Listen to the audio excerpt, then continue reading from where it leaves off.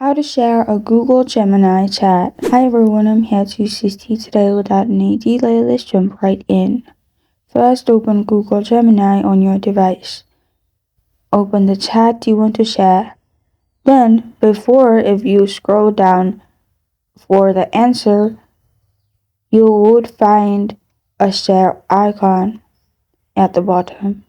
For now, there is no option, so what you need to do is click on the open icon at the top in the chat, which will open this page. Here you'll find the share icon at the top right. Simply click on the share icon, which is beside print and create. Then press on share. You can export to docs as well.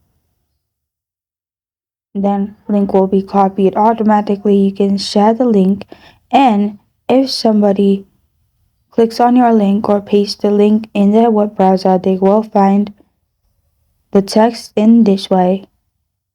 And this is how to share a Google Gemini chat. Thank you for joining me today. If this video helps you out, please leave a like and subscribe for more. Got a question or want to suggest a topic? Comment below. Thank you for watching.